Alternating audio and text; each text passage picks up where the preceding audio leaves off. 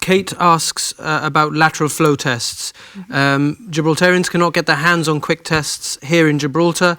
The rapid antigen tests, although less foolproof than the more laborious PCR ones, can provide reliable results in minutes. In the UK and Spain, people can administer their own examinations at home, having bought them at a pharmacy with a nasal swab, testing before mingling with friends or family.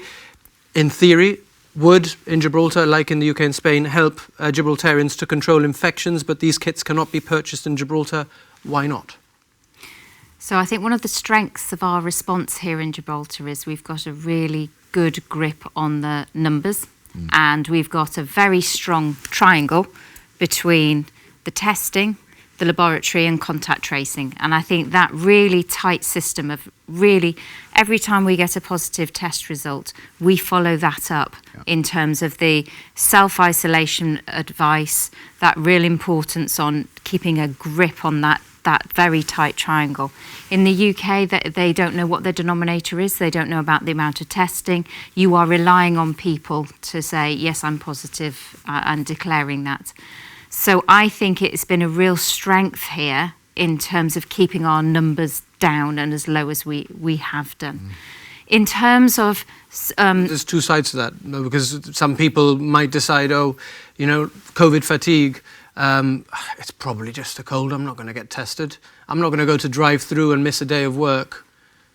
But I might take a quick swab at home if it costs me £5 and know the result within minutes, as opposed to having to sacrifice a day of work.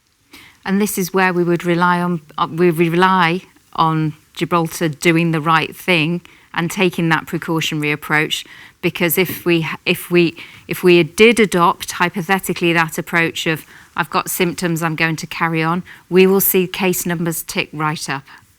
But we would see case numbers of people with other viral infections tick up. So if somebody's not very well and they go, oh, you know what, I can't be bothered to go through the drive-through, I'm just going to take a Panadol and go to work. You're going to go into the workplace taking a gastroenteritis into work, or a cold or another viral infection or something, which you're potentially going to give to your work colleagues anyway. So it applies the same, whether we're talking about COVID or we're talking about other infections. You know, this is about people looking after their own health, thinking about the colleagues and the people that they work with as well. Okay, so no plans basically to change that. It's a deliberate decision and it's not going to be reviewed.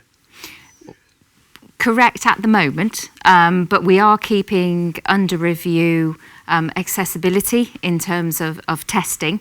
So the drive-through at the moment, most of the tests come back with it within that same day, but we are looking at flow, demand, are there other ways that we can deliver more accessibility in terms of access to testing?